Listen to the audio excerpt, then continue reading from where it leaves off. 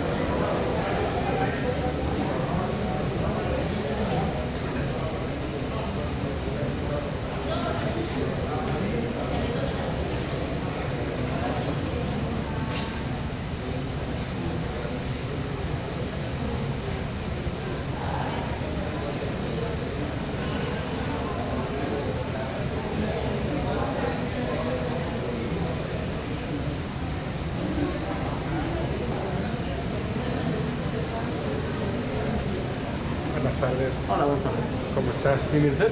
También aquí, aprovechando. Qué bueno que le saquen provecho. El viernes 30 va a haber una presentación del libro Diálogos sobre el Derecho Constitucional, si mal recuerdo que se llama. Viene el ministro Pardo Rebolledo. Ah, órale, ¿a qué hora es? Es a la 1 de la tarde. A la 1 de la tarde. ¿Aquí mismo? ¿Arriba? Aquí, sí. Ah, bien. Sí, va a estar el ministro, va a estar un juez del instituto también, que bueno, se le interesa. Sí, claro. El 30. Ese es viernes, ¿verdad? Este viernes en 8, ¿verdad? Sí, es viernes en noche. Este viernes en 8. Yo creo que la próxima. Sí.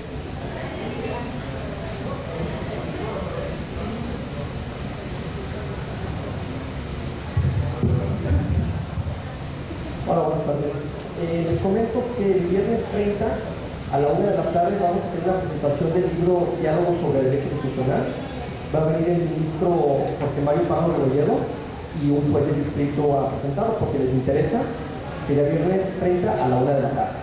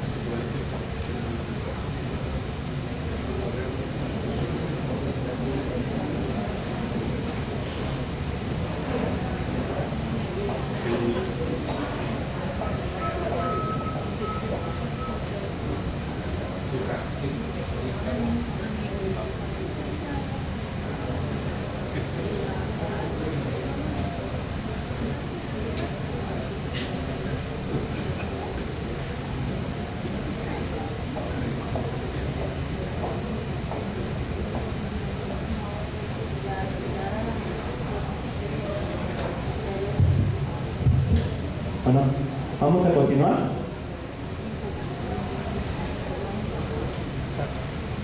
Estábamos con esta ficha de Habermas, voy a dar la siguiente.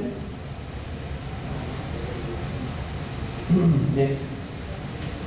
En torno al discurso del que había hablado, es un cuestionamiento interesante ver qué tipo de peso tiene la decisión que se toma. Es decir, lo que dice esta regla es que la decisión o el resultado del discurso, la resolución, es válida para todos aquellos sujetos que potencialmente pueden estar en una situación especial, en una situación igual. Es decir, si se está resolviendo un caso, imaginen ustedes, sobre un robo, les voy a dar un planteamiento interesante en torno a esta cuestión, ahora que lo recuerdo, y va a ser sujeto de debate. Hubo un asunto, no aquí en Guadalajara, sino en Puerto Vallarta, en el que están tres niñas en una especie como de bodega, y a un lado está su casa. Las niñas son primas, las tres niñas, una niña como de 10 años, una niña de 8 que es la víctima, y una niña como de 6. Y están en una bodega pequeña, y a un lado está su casa. Entonces están las tres niñas y entra un tío. Entonces una niña, la más chiquita, se pone a hacer pipí ahí en el suelo, delante de todos, y el tío toma a la niña de 8 años, la sube a una especie de mesa, él se sienta en el suelo, le quita un zapato, un tenis, le quita el calcetín y le empieza a chupar los dedos. Le besa el dedo gordo y luego los lame y se mete los dedos a la boca y se los está lamiendo. La niña más chica se asusta y corre y le avisa a sus papás que el tío le está haciendo algo a la prima. Entonces entran y lo detienen, ¿sí? Y se da el tema si su conducta es delictuosa o no. El delito de atentados al pudor, que ahora se llama abuso sexual infantil, bueno, tiene varias modalidades de abuso sexual infantil, en el 142 L o M, no estoy seguro. El Código Penal dice que este delito son aquellos actos eróticos sexuales que se llevan a cabo sin el propósito de llegar a la cópula. Actos de tipo erótico sexual. Cuando declara el confiese, dice efectivamente, le quité el zapato, le quité el calcetín, le comencé a lamer los dedos y mientras lo hacía me excité. Dijo, sentí como cosquillas en el estómago, sentí como ansia, dijo ansia, sentí como ansia y estaba excitado. Entonces, el tema es si esos hechos encajan o son sujetos de sanción y por lo tanto él cometió la conducta de atentados al pudor, o como se denomina ahora abuso sexual infantil, en el supuesto de la descripción típica que establece la ley. Desde el momento en que puede ser atentado por Toda conducta entonces que él le provoca una excitación ya es atentados al pudor. O sea, ¿de quién depende la sanción? Depende de lo objetivo.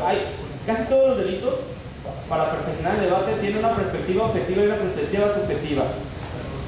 Desde el punto de vista objetivo, es si efectivamente la niña sintió que estaban sometiéndose sobre de ella una conducta de tipo erótico sexual, o desde el punto de vista del objetivo del activo, si él sentía. ¿Qué sanciona la ley? Que el sujeto sienta que está llevando a cabo un erótico sexual, porque la víctima sienta que sobre ella se está llevando a cabo un acto de todo tipo erótico sexual. Compañera. Yo pienso que la niña no puede saber. 8 años. No puede saber que es una situación de esa naturaleza para tener una situación de carácter sexual, porque lo ignora. O sea, ella no puede saber sentir una emoción de este tipo porque ella es ignorante en ese sentido. Entonces el juzgador es el que debe de actuar en razón a lo que el sujeto le provoca a la niña y le provoca a su mente. ¿Usted lo condenaba o lo absolvía? No lo condenaba. Lo condenaba, ok. Lo condenaba. Compañero. El hecho de que la otra niña se asustó es porque sabe que es algo que no es correcto, no es normal. La otra niña, la víctima, pues se aventela. Pero la comisión de un delito depende de lo que otra persona aprecie, depende de lo que la persona sienta o depende de lo que el sujeto sienta. La intención. Compañera ya. La Sí. 8 años, el individuo tiene la capacidad de saber si está bien o mal hecho y no. Entonces, Sí. el daño emocional también se tiene que ver que cuando La pregunta también es que, recuerden que lo importante de la argumentación es hacer preguntas, se trata de hacer preguntas. La pregunta es, la comisión de un delito de la responsabilidad penal radica en el daño que se provoca a la víctima. Les voy a poner un ejemplo medio asqueroso. Alguien que le lance excremento a otra persona, no es delictuoso. Si alguien agarra un excremento de lo que quieran a alguien y se le embarra donde sea, no es delictuoso. Y sin embargo la víctima seguramente va a quedar con un daño psicológico. Dígame. Sí, pero no delito. Sí. Sí. Sí, lo es.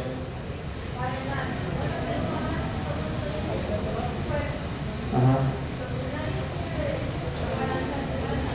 Lo sé.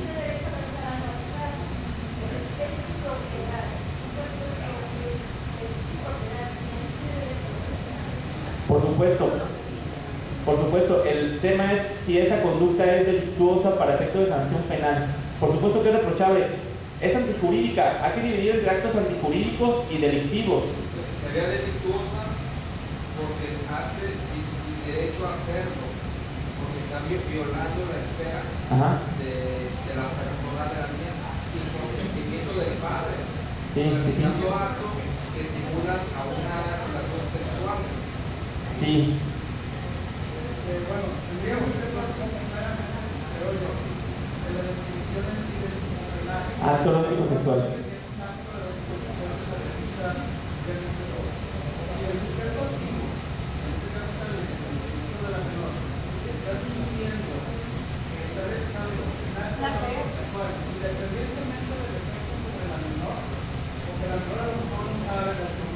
Sí.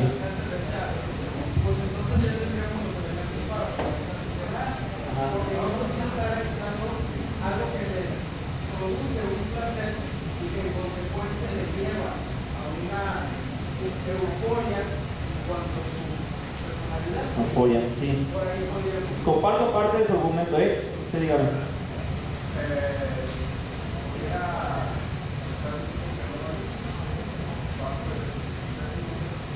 Que no es una zona erógena, ese es otro tema también. No es una zona erógena. ¿Qué tal si le lamen el codo?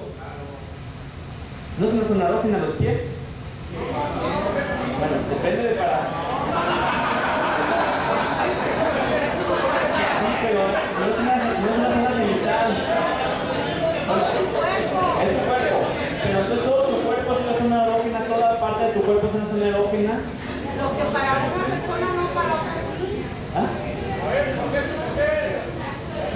Además hay... Sí.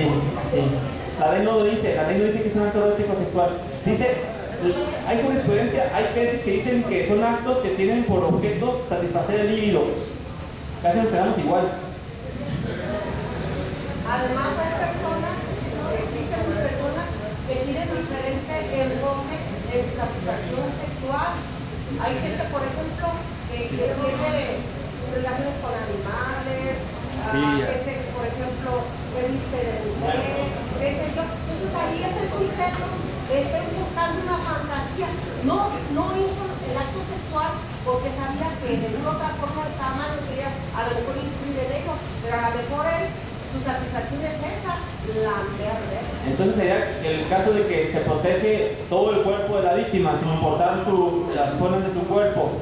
Y Menéndez dice, incluso hay tesis que hablan de que se comete esta conducta con simples tocamientos, O sea, un rozar no, o sea, si yo voy caminando y el activo lleva a cabo un roce a la víctima, no es un delito propiamente atentado al pudor, no es un roce, es tocar, es como una especie de caricia, pues. Caricia obviamente sin el consentimiento de la víctima. Pero pensando en esa forma, si el sujeto lo realiza, imaginen ustedes que no es una niña de 8 años, que lo hace contra una mujer de 30 años pero dormida, que no pueda resistir, porque la ley sanciona esta conducta contra la niña de 8 años, aun cuando sea con su consentimiento, porque la menor no puede resistir la conducta. Esa es la premisa.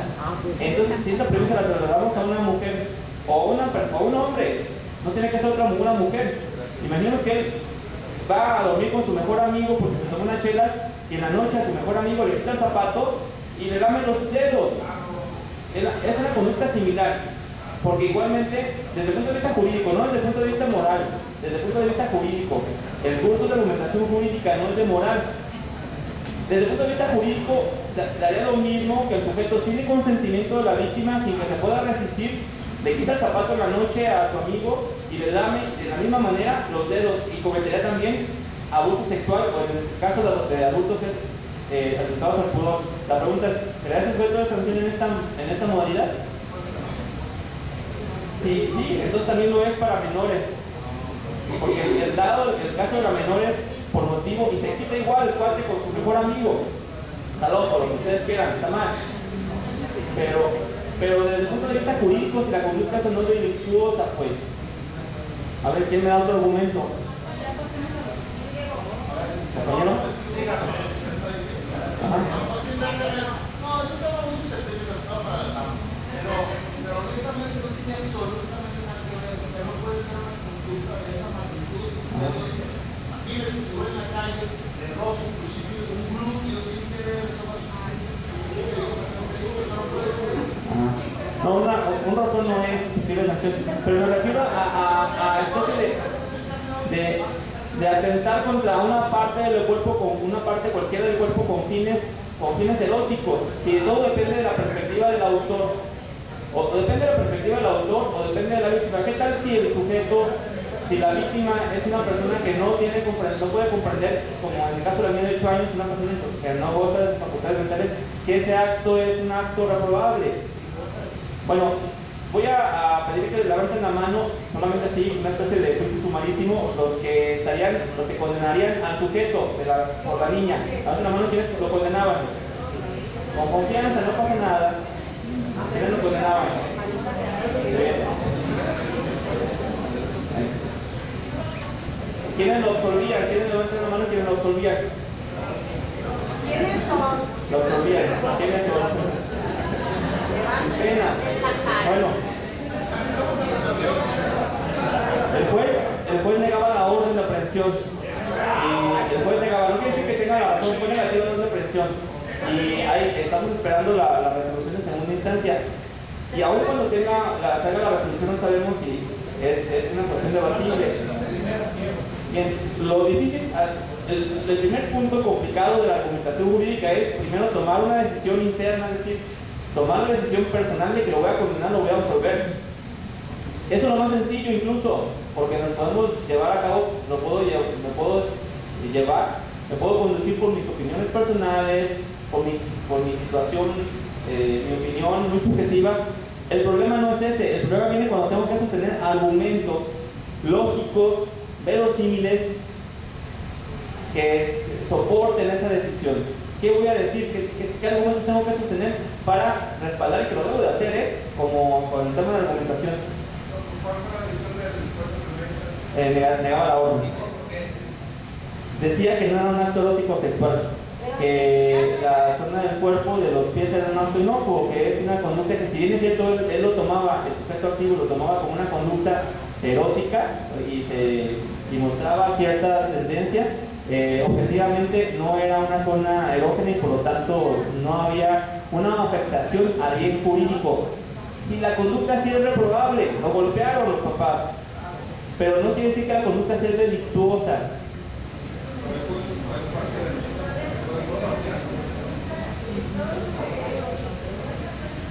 Ajá, sí.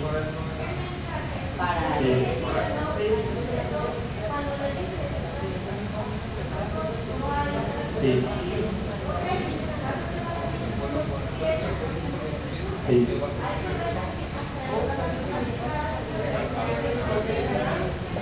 Sí. Por eso decía que las resoluciones son situaciones práctico-morales. Es una situación práctico-moral, tiene que ver con la moral, por supuesto. Y, perdón. Dado el caso que faltó valor al juez para afrontar una situación y decir, ¿cómo puede meter a alguien a la cárcel por ese hecho que ya pasó? Que no tomó la ley de algo como es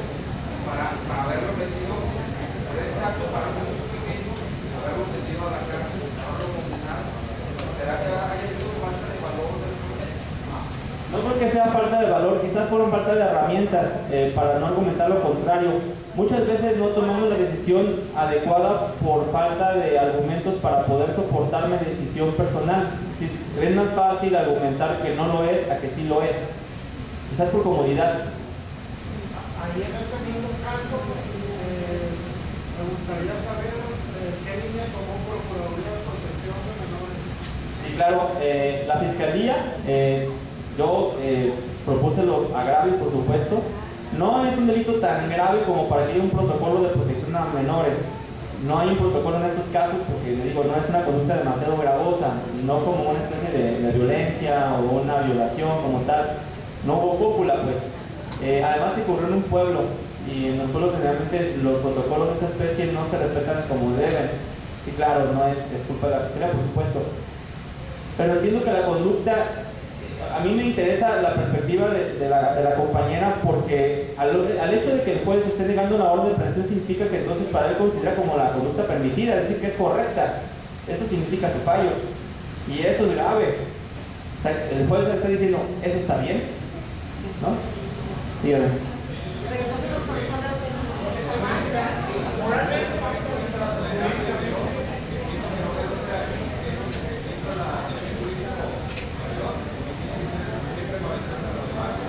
Sí, y el tema es que la menor estaba consciente, lo veía, y además tiene 8 años, no tiene 3 ni 2 años, ni es una bebé, pues sí creo que logra una afectación psicológica a la menor porque estaba consciente. Sí. Dígame.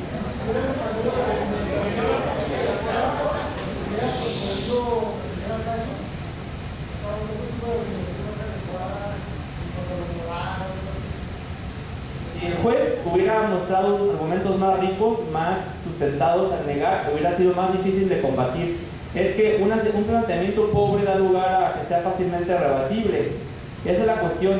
No nomás es emitir una opinión. Si yo tengo una opinión personal, aunque sea una opinión completamente distorsionada, si doy suficientes bases y emito argumentos muy completos, muy lógicos, va a ser muy difícil que alguien con una menor capacidad que la mía para argumentar me los pueda destruir. Es un arma muy poderosa la argumentación.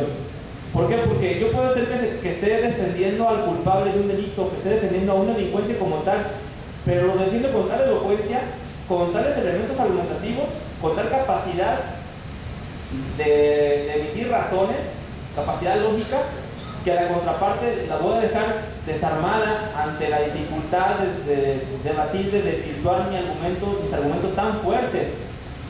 Y es posible que mi argumento sea una completa mentira, yo sepa que el sujeto efectivamente cometió delito y que es un ser repugnante, y sin embargo soy defensor y voy a sostener argumentos para sostener su no culpabilidad.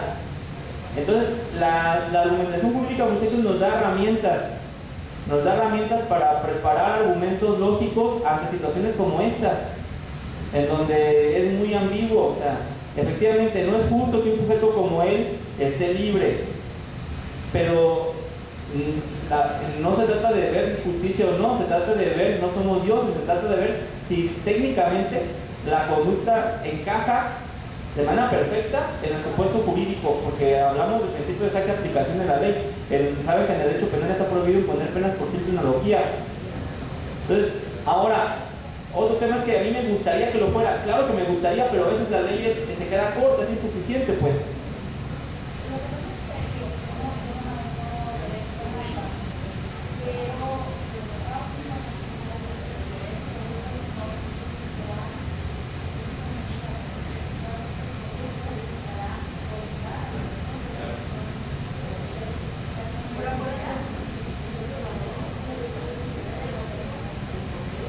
Ahí es, qué bueno que lo dice, ahí es cuando entran dos intereses en conflicto y se tienen que resolver temas de derechos humanos y además de instrumentos internacionales que tienen que ver con el interés superior del menor, con personas vulnerables, y está el tema de las garantías constitucionales a favor del imputado, que es que no se le puede imponer pena por simple analogía, y además que rige el principio de exacta aplicación de la ley que está en el artículo 14 de la Constitución. O sea, ante dos principios, dos intereses en conflicto, el interés superior del menor, la afectación de un menor en un hecho difuso, y por otro lado las garantías constitucionales a favor del imputado, ¿qué debe de prevalecer?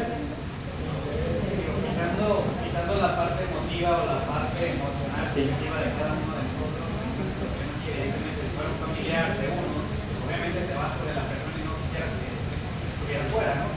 Pero como abogado, uno tiene que buscar, precisamente creo que tiene que ver con lo que mencionas, el argumento lógico legal que te dé las bases y que permita, ya sea en primera o segunda instancia, tú hagas que esta persona vaya a la cárcel, si es tu objetivo dentro de tu argumentación.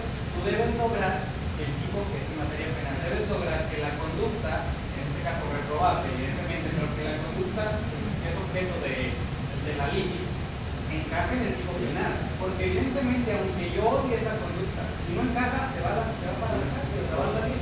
Yo debo encontrar con argumentos adicionales, como peritajes, como explicaciones, como el razonamiento de los derechos humanos. Yo debo encajar y generar tantas herramientas a mi alrededor que el tipo penal de la conducta encaje en el tipo penal, que el juzgador piense que encaja, porque si el juzgador dice que no, yo lo recurro. Y si el siguiente juzgador en una instancia dice que no y lo pierdo, es porque me faltaron los argumentos necesarios para que mi razonamiento personal, de verdad, como tú lo dices, persuada al juzgador y diga, tienes razón, va a la cárcel, independientemente de que si la sanción es pequeña, porque tiene que ver, por ejemplo, con los animales, ¿no? También hay gente que detestaría que golpee a un animal, pero no deja de ser una conducta menor comparada con el homicidio a los seres humanos.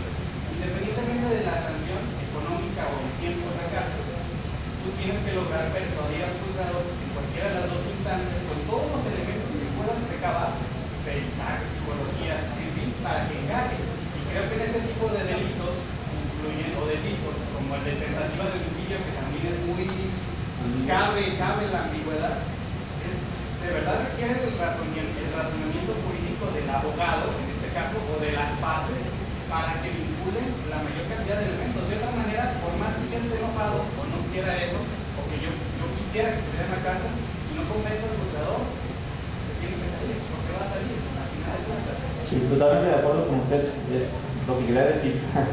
De acuerdo, si usted tiene una opinión personal que deben de tenerla sobre este tema, imaginen ustedes que estarían actuando en lo contrario, es decir, yo tengo la opinión personal de que el sujeto debe ser condenado, sin embargo me tocará ser su defensor.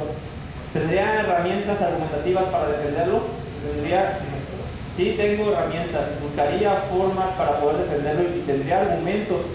Si me tocara de parte de la víctima ser asesor jurídico, representar a los papás de la víctima, tendría argumentos para soportar y para pedir y justificar una acusación, una sentencia, por supuesto, que habría elementos para motivar una sentencia condenatoria. Nos puede pasar que estemos de ambos lados y somos profesionales en el derecho, además tenemos que comer, ¿sí? Como litigantes, y nos toca actuar sin tomar una posición personal, nos toca actuar en contra de nuestra propia opinión, nuestras convicciones, ¿no? Porque es un trabajo al final de cuentas. Esa es la cuestión de ser abogado.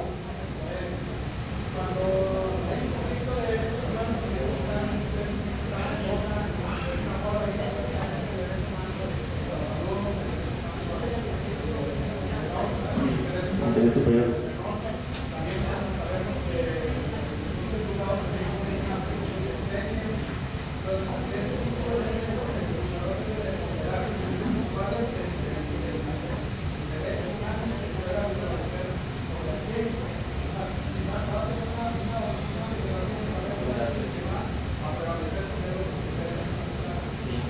Sí, de eso se trata.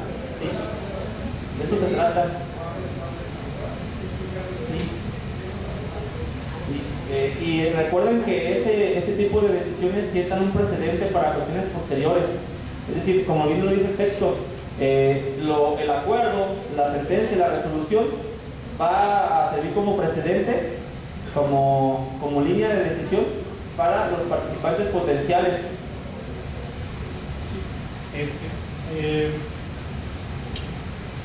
La parte difícil es ponerse a favor del culpado. En cuanto a la víctima, yo creo que el argumento fuerte sería que volviéramos a ver la justificación de la norma, que implica el por qué se considera atentados al pudor cuando una persona mayor de edad tiene un acto erótico con una persona menor de edad. El argumento es que hay una especie como de ventaja, una ventaja del mayor de edad en relación con el menor, y entonces consideramos moralmente que no debemos realizar actos eróticos con personas que tienen esa desventaja, ¿no? Me parece que esa es la justificación de la norma y sería un argumento fuerte, además del propósito preventivo que señalaba por ahí la compañera, que no deberíamos de dictar en ese sentido la sentencia, porque entonces promovemos acciones de ese tipo o hacemos pensar que podemos evadir una sentencia condenatoria. También el sentido preventivo del derecho punitivo. Pero también yo creo que podemos ponernos a favor del inculpado. Si recordamos, por ejemplo, el artículo 8, parte 2, inciso G de la Convención Americana sobre los Derechos Humanos, que dice que una de las garantías judiciales es derecho a no ser obligado a declarar contra sí mismo ni a declararse culpable.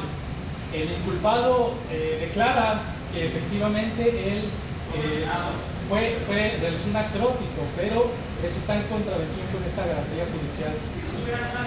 Si no tuviera una declaración formal de él ante el Ministerio Público que dijo que él se excitó mientras lo hacía y simplemente se hubiera abstenido, se hubiera reservado de declarar y no más tuvieran ese hecho como tal, quizás la decisión cambiaría. Es otra idea también, ¿no? O sea, que no tuvieran prueba de que efectivamente el sujeto satisfació su líbido con esta conducta de lamerle el pie a la niña. Les repito que la argumentación pública sirve precisamente para eso, para estar preparados ante la serie de situaciones en donde se tienen que discutir temas incluso morales, a veces religiosos, cívicos. Otra cuestión que no se nos debe de pasar por alto es que en el derecho penal rige cierto principio de reprochabilidad, pero no todas las conductas reprochables son delictivas. O sea, hay un ámbito de antijuridicidad muy amplio. Sin embargo, las conductas que son consideradas como delitos son pequeñas, son aquellas que son muy antijurídicas o que la ley ha establecido como antijurídicas y además reprochables. No cualquier conducta que causa un daño a una víctima siempre es delictuosa. Les voy a poner otro ejemplo de una conducta que es muy dañina y que no es delictuosa y que ocurrió hace tiempo, así rápido para continuar.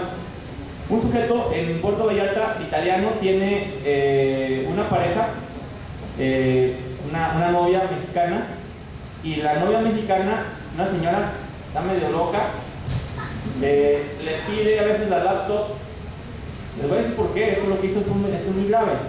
Le pide la laptop para mandar correos y para usarla, ¿no? En el restaurante mientras no hay gente. Ahí él se la presta. Esta mujer encuentra fotografías como muy comprometedoras de su novio y de su anterior pareja, de la señora que andaba antes con su novio. Muy comprometedoras, escenas sexuales de muy alto voltaje, pues. Entonces, las copia, las toma en una memoria USB, se las lleva y en otro lugar las sube en la página del Facebook del restaurante. Y luego se mete a la página de Facebook de la novia que vive en Sinaloa y las pone. La señora tiene hijos adolescentes, una señora de 40 y tantos tiene hijos adolescentes y están esas escenas allí, las fotografías. Entonces, ante esa situación y no saber qué hacer, el italiano le dice a un amigo, tengo esta situación, no sé qué hacer. Y le dice el amigo, pues muy sencillo, ¿por qué no vamos a su casa y le robamos su computadora? Y que yo me encargo de quitarle su computadora porque seguramente en su casa tiene ahí las fotografías para que ya no suba más. Y le da 5,000 pesos. Este amigo busca a alguien más y van a la casa de la señora y no estaba. Entonces la esperan. La señora llega como a las 11 de la noche caminando y la toman, la suben al vehículo a la fuerza y en el vehículo le van exigiendo que les dé su celular y que además donde tiene la computadora y que se las dé, porque si no la van a matar. Entonces la señora empieza a hacer un escándalo horrible, gritando, viendo, escuchan los vecinos, porque empezaron a circular un poco del carro, y llega la policía, los detienen.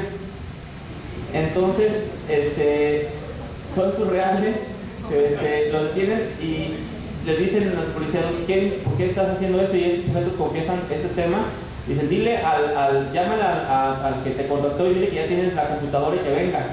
Entonces le llaman y dicen, ya tengo la computadora, te lo tiene el Oxxo, llega el italiano y lo detienen también. Entonces, delitos, posiblemente secuestro o privación ilegal de libertad. Ahí es un poco ambiguo. Tentativa de robo, les achacaron robo porque dice que alcanzó el sujeto a tomar el celular y echárselo a la bolsa. ¿Sí? Lesiones, bueno, si no es el robo, son lesiones, que la golpearon, si no robo con violencia. Y secuestro, imagínense. Entonces, y él en su declaración este italiano pues dice toda esta información de lo que les hablo, incluso agrega como prueba impresiones de la página de Facebook donde están las escenas, sí, muy fuertes. Entonces, bueno, claro, la conducta de este señor italiano no es justificable. Desde el punto de vista jurídico no hay una causa excluyente de responsabilidad a su favor. No la hay. Sin embargo, esas circunstancias deben de ponderarse en una audiencia por parte del defensor, sí o no. Apenas me acabo de dar cuenta hace unas semanas que una diputada está intentando crear un delito que tiene que ver con el hecho de subir fotografías, que tiene que ver con el sexting, ¿sí? de compartir fotografías de tipo erótico sexual sin el permiso de quien las... Sí, el famoso sexting, pues, de quien comparte fotografías por WhatsApp y luego las anda divulgando. Pero apenas, él no tenía ninguna protección, el italiano no tenía ninguna